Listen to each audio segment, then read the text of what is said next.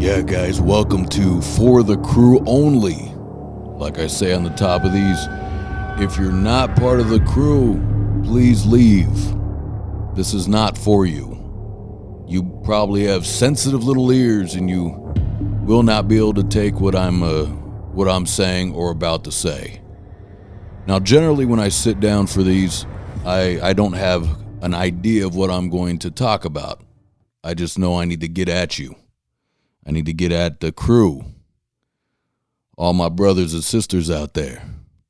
So I got my girls' leftover larceny small batch weeded bourbon, and I'm going to do a little bit of that because I've been out of town for the last month and happy to be back. So if you guys have been waiting for one of these, that's why it hasn't came back out. I was handling some family business.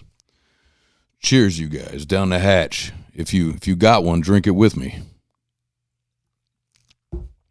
Just a little bit.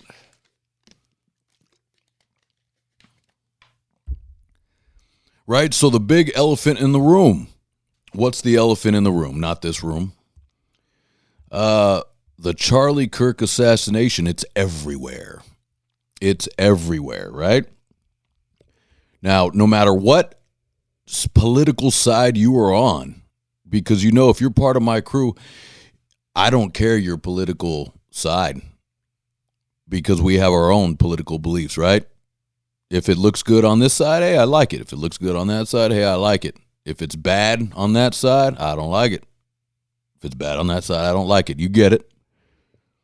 The elephant in the room, in every room you go, there has been an assassination of someone who was debating his ideas, his thoughts, his values, and morals, what he felt was correct, and he led an open discussion to debate that. He never called for violence. I felt he treated everybody with enough respect, but you know, of course, people are nuts. I too love to have a little debate from time to time. These days, it's become debates. You know, a one-on-one having discussion. People can't really have a change of ideas anymore. An exchange of ideas, rather. And I consider myself quite the debater. And here's why. Because if I don't know something, I will immediately say, I don't know. And a lot of times, I don't know, and neither do you. A lot of times when people, especially when we're talking politics, a lot of times I don't know, and neither do you. Do you work for the government? Did you write the bill? Probably not. You probably went to a junior college, and you got some sort of ideology out of there. And you took it back to your family dinner and started spouting off whatever you heard some $40,000 a year job, which is what the teachers get paid over there, to tell you their ideology and mold your little minds. So, part of the crew, you guys got kids and everything, and I imagine your kids are kind of having these wacky kid ideas, and that's okay. As long as I think you need to be able to have a discussion and a debate. Anytime someone storms off in a huff, well, you've lost, right? It's because you can't articulate what you want to say. You don't really have a great command of the English language, and I think that's very important. It's getting less and less important, it seems. I see voiceover artists, I see politicians, I see all kinds of speakers that cannot speak.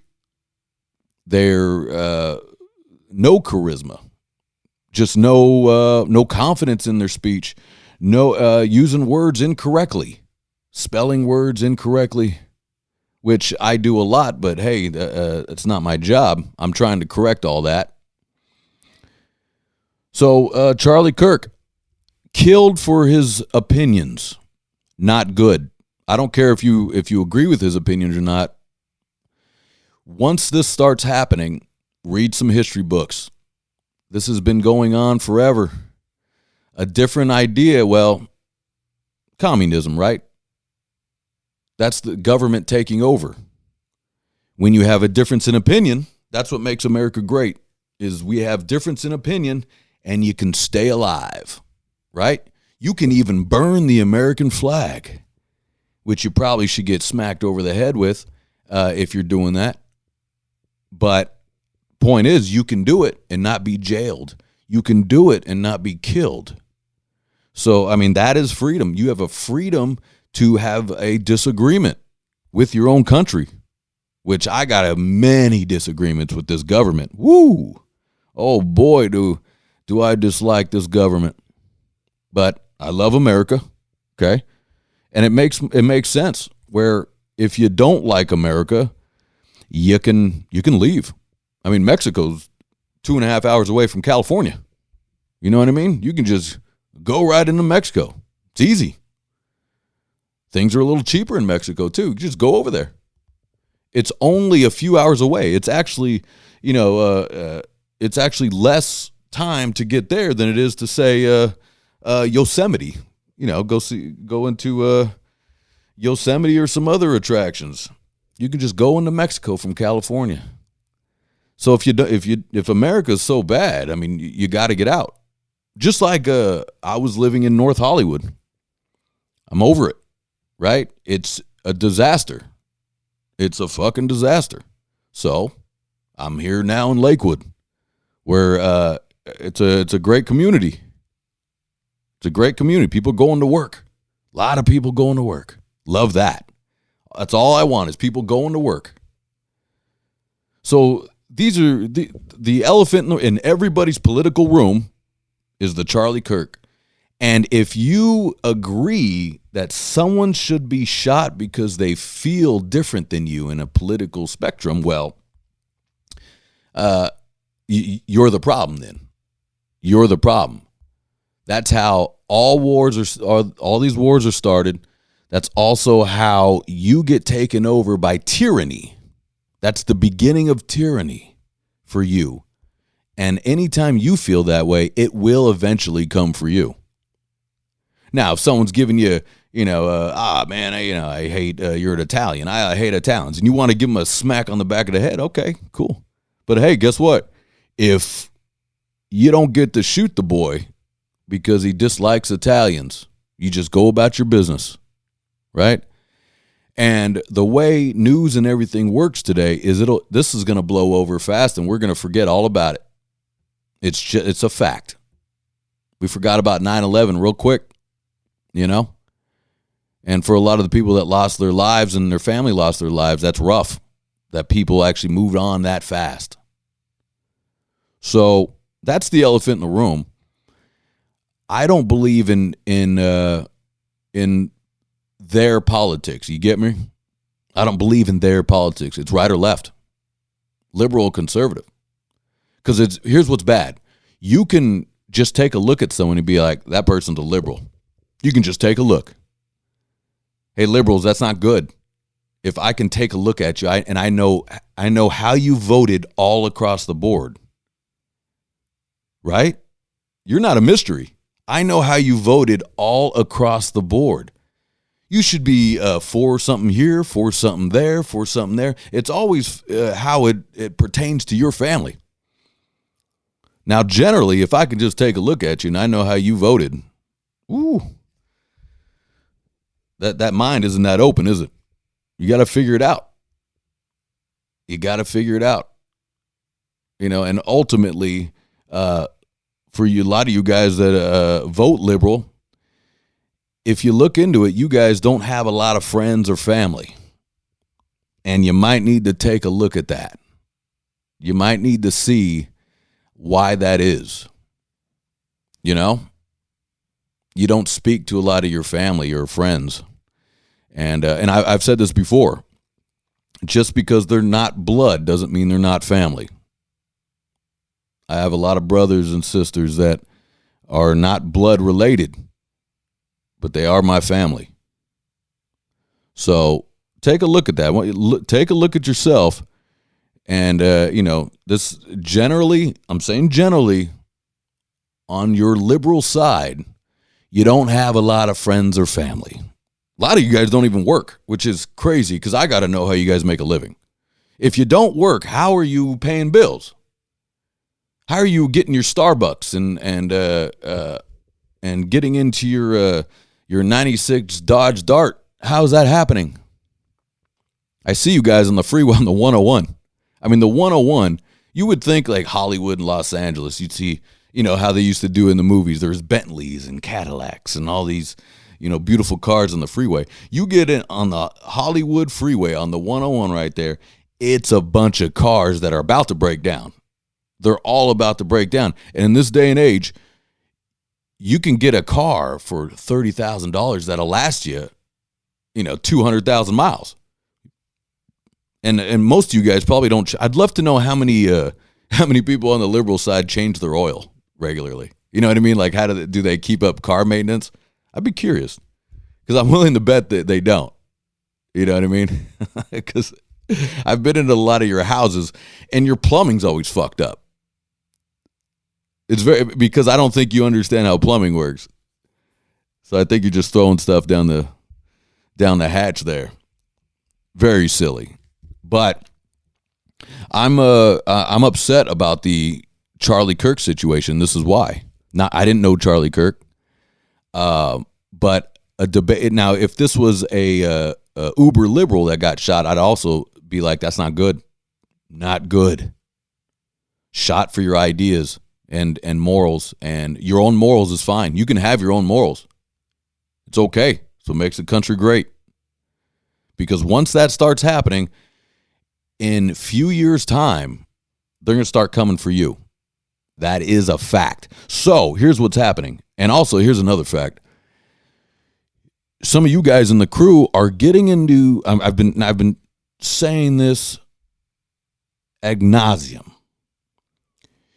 You keep getting into arguments with folks online, and they're not real.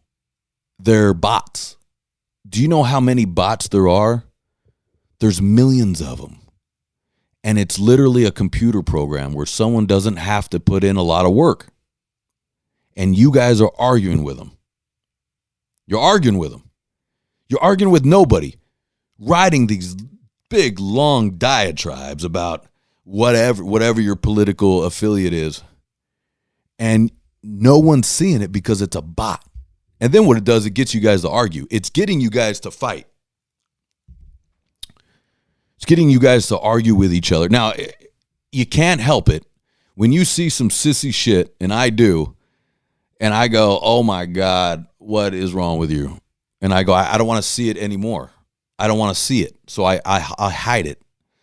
And I think this last month, I think I was on Instagram maybe once just to take a look. And guess what? You'd be amazed how your brain is not filled with all the garbage that the media is feeding you. Feeding you. Clear your heads. You're going to need it. Clear your heads. You're going to need it. That should be the slogan here. Because you got to get back to work. We got to get back to what you like to do, right? If you're a musician, you got to be out there playing. Actor, be out there acting. Construction worker, being out there constructing. Carpenter, let's go. We need you, carpenters, electricians, iron workers. We all need you. Got to get back to work because I've never seen so many incompetent people in my life. From I'm not understanding. People that don't know their job. Just simple little things like a Home Depot. Where you go in and you go, hey man, where can I find some, I need some 1/4-inch drywall screws or whatever, right? The guy can't tell me where they are. This is a fact. I went in with my buddy Aaron in the Home Depot because we were building, I forget what we're building, and we asked a guy where Aaron knows a lot about what we were looking for, and he asked the guy that worked there, this kid, an obvious. I can look at this kid. I know exactly who he voted for his whole life, right? He had a panic attack. I'm not making this up. he turned his face and put his face against the wall and hid from us, almost like hiding. I'm not even making this up. And me and Aaron looked at each other like, what? And I go, you okay, man? And he was hiding from us. It was insane. He had a panic attack because he didn't know where anything was, and whatever we looked like, I don't know, scared him. I don't know what's going on there. But this is what we're dealing with you younger folks. You guys are having anxiety attacks constantly. Panic attacks. I've never heard that word so much than in the new young people. Everyone has a panic attack. Everyone's taking Xanax. Everyone's taking antidepressants. You know, all that shit does is make you more depressed, right? Xanax makes you more depressed. They want you weak. You think I'm lying about that? I also think that about your weed.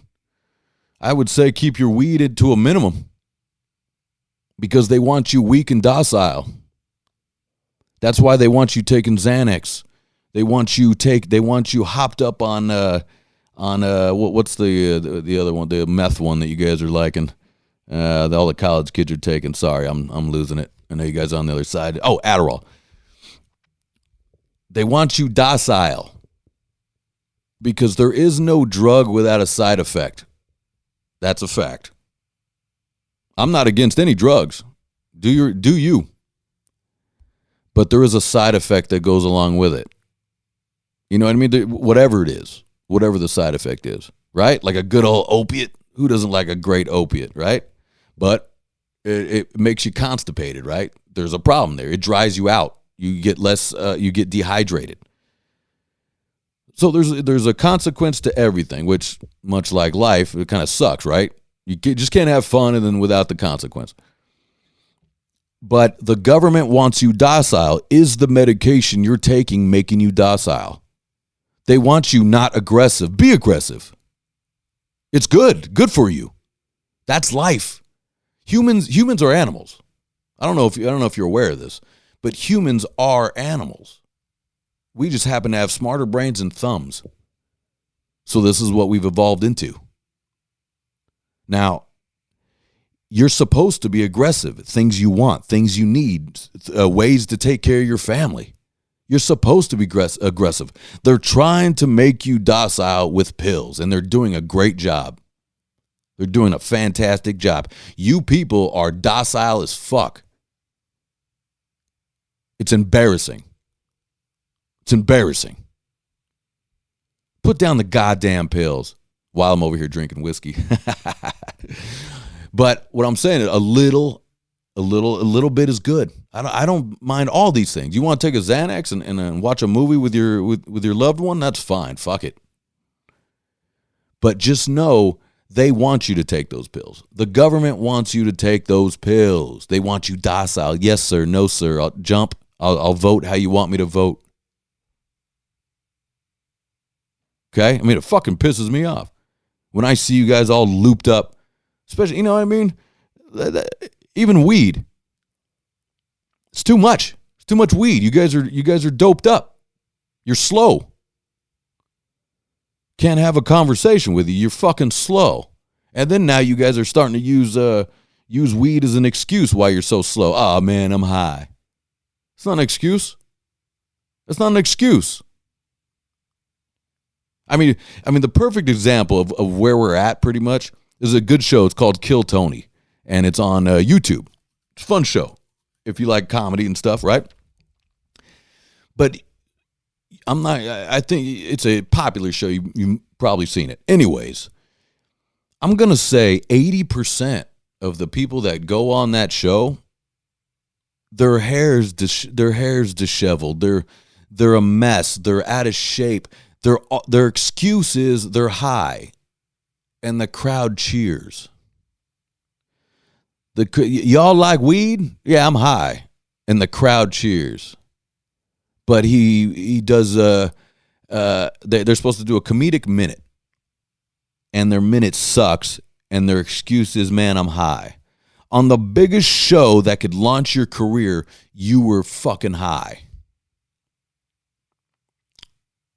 Fuck you. Fuck you, man. And here's why I'm saying fuck you. Is because for a lot of comics, that's their biggest shot. And you wasted the time. You wasted their time with, oh, man, I'm high. Oh, man, I'm high. Shut the fuck up. How is that an excuse? How are we okay with that? That didn't used to be an excuse. And I'm seeing, somehow this is okay. And I don't want to sound like I'm square or anything, but, work out at the beach sometimes where the bars are and everything. And there's black dudes over there just smoking weed, not giving a fuck that the weed is going into everybody's face. There's kids by the playground, into the kid's face. And nobody has the balls to say anything about it, right? Well, I do. I go, hey, man, do me a favor. I'm working out over here. I'm getting downwind. And I try to do it, I'm not trying to be like, hey, fuck off. I go, hey, man, I'm downwind. I'm trying to not inhale that while I'm doing pull-ups.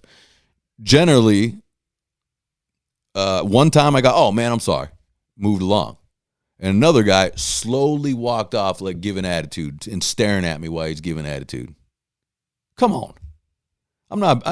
Workout bars, playground. Not the place to be blowing weed smoke, right? Not the place to be blowing cigarette smoke either. Any smoke. I love cigars. I don't want cigar smoke in my face right there. It's crazy that you have no feel. You didn't know that we're working out and there's fucking kids right there. All the parents right there are fucking cowards. All of them are cowards and didn't say anything. Weed smoke going right in their kid's face. They don't say shit. Cowards. And you kids, you have fathers who are cowards. How does that feel? God damn, I'm lucky that my father wasn't a coward. Oh my God.